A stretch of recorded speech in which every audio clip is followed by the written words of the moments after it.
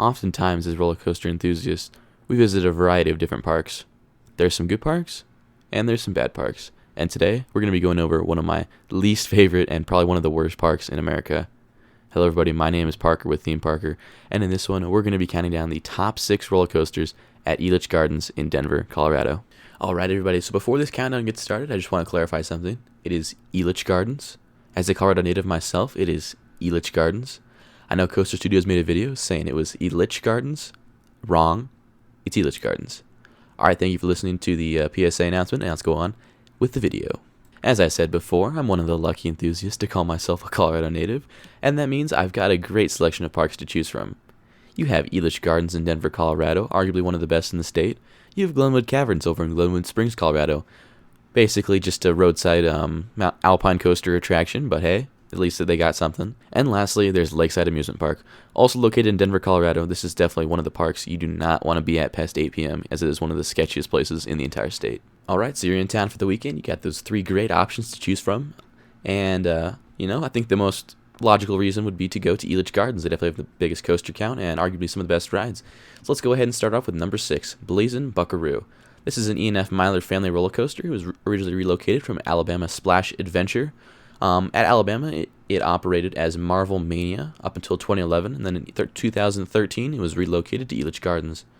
This E&F Myler is relatively smooth. It's a pretty standard kiddie coaster, but it definitely serves a purpose in the park. It definitely filled a gap there for a while. The park definitely lacked a kiddie coaster up until 2013. But once Blazin' Buckaroo was added, nothing special here. Definitely just your standard, very standard kiddie coaster layout, as you can kind of see in the background there. Some standard thrills for those younger parties in your group, so satisfies the need in the park. Not a whole lot beyond that. Let's go ahead and move on to number 5. Coming in at number 5, we have Half Pipe, the intimate half pipe roller coaster, fittingly named Half Pipe. This is one of 2 half pipe models located in North America, with the other being located at the American Dream Mall in East Rutherford, New Jersey. Pretty standard roller coaster here. I mean, definitely a little bit of a unique experience, I'd say, for North America, but nothing special here. You have 2 free spinning pods that kind of get propelled up this half pipe model. Definitely an interesting concept. Doesn't really provide that great of a ride experience for me personally. And the other problem is this ride is almost never open. It's I wouldn't imagine it's that much of a maintenance nightmare, but every time I seem to go, it's pretty much a 50-50 chance it'll be open. And even when it is open, it's not that great of a ride personally. I just feel like it just has some pretty moderate thrills, not a whole lot of G's getting pulled, just maybe a little bit of a spinny feeling. So if you're into that, maybe this might be your favorite coaster. But for me personally, it's going to come in at number 5. Wasn't a huge fan of it, but hey, for somebody out there, this might be your favorite. All right, and coming in at number 4, this is where the list starts to get a little bit interesting for me personally. I'm going to be going with Twister 2. It is called Twister 2 because originally Elitch Gardens was located at a different location around Denver, Colorado.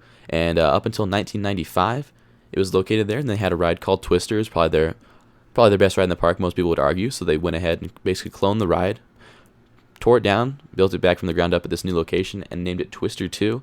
This is in Hensel Phelps construction, so basically I'd consider it an in-house roller coaster.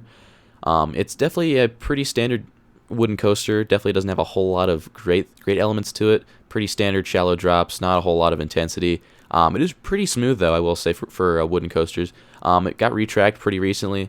It's not a horrible ride, I will say. It's definitely pretty moderate thrills, though. So if you're interested in riding one of your very first wooden coasters, don't really want to, maybe a little bit younger, it's definitely a pretty solid ride for that. It doesn't have a whole lot of intensity, pretty shallow drops, and it's a decently long ride, too. So it's an older coaster model, so that's kind of why you don't see the crazy intense and big airtime moments. But it's still not a bad ride with pretty decent smoothness, and yeah, it definitely serves a purpose as the park's wooden coaster. So let's go ahead and move on to number 3. All right, so coming in at number 3, we have another great name. It is Boomerang Coast to Coaster. So we're not even going to get into what coast to coaster really means because it doesn't make any sense. But this Boomerang is another standard Vekoma Boomerang coaster. You see these pop up around a lot of parks around America, and of course, Elitch Gardens has one as well.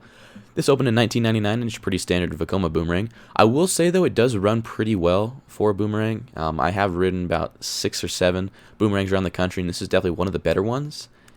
However, it's still a Boomerang, so take that with a grain of salt. Again, pretty standard layout here. You kind of go out of the station, back out, kind of up that upward spike, and then you roll it down into a cobra roll followed by a vertical loop. Then you do the whole thing backwards. So again, pretty standard Boomerang layout. Nothing special here. I will say it's pretty smooth though. So that's something good there. It's got, of course, one train operation, so the line tends to get pretty long here.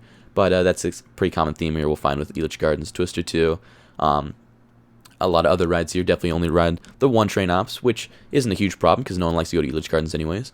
And yeah, Boomerang, not a horrible ride, and it's actually a pretty smooth Boomerang, so that's why it's going to come in at number 3. Alright, and that means we are on to our top 2.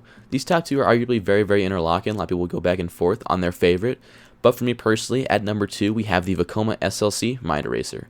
A lot of people will say you've ridden one SLC, you've ridden them all. Personally, I would probably disagree with that statement, just because ride Mind Eraser and you will find out.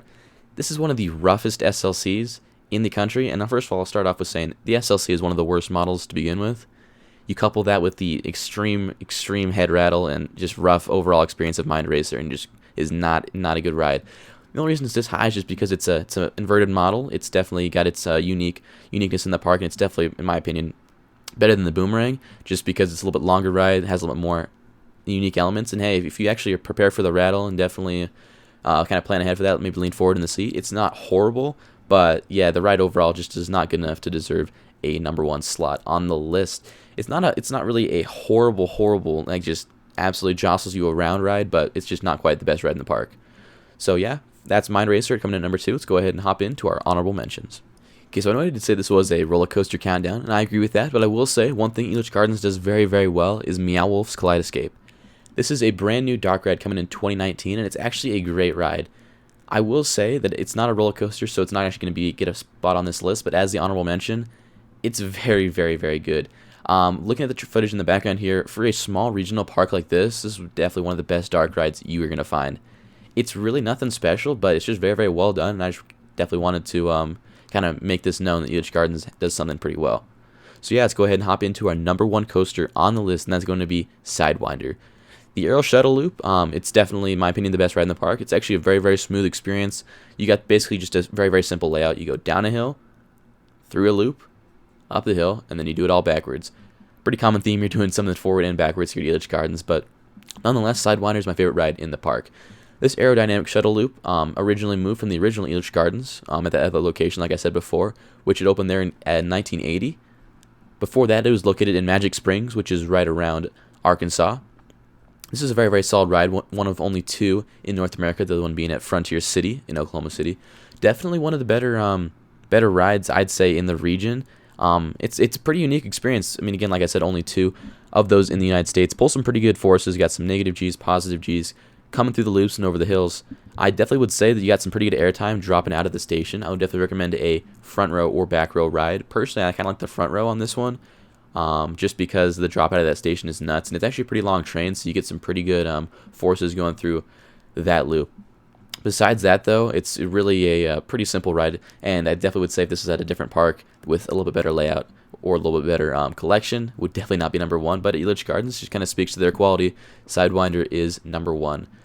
I will say, though, if you guys are planning on going to Elitch Gardens, Sidewinder is rarely open, so best of luck to you guys. Hopefully it can be open for you guys. I really think it's going to be your favorite ride in the park, too. But yeah, best of luck. Hopefully it's going to be open for you guys. It's basically a 50-50 chance, with a lot of other things at Elitch Gardens being the same, so just kind of speaks to the quality there. Sidewinder being number 1, but nonetheless, it is the best coaster at Elitch Gardens, in my opinion. Alright, everyone, and that is it. Hopefully you guys end up enjoying this countdown video. I know I'm definitely not the most interesting countdown. Don't have anything really too crazy at this park, but it is actually my home park, so yeah, that's the sad thing. But besides that, it has some decent thrills here, and hey, if you want to kill some time on a Sunday in July, I mean, hey, hopefully you'll have a couple rides being open, maybe if you're lucky, and might be able to provide some decent thrills.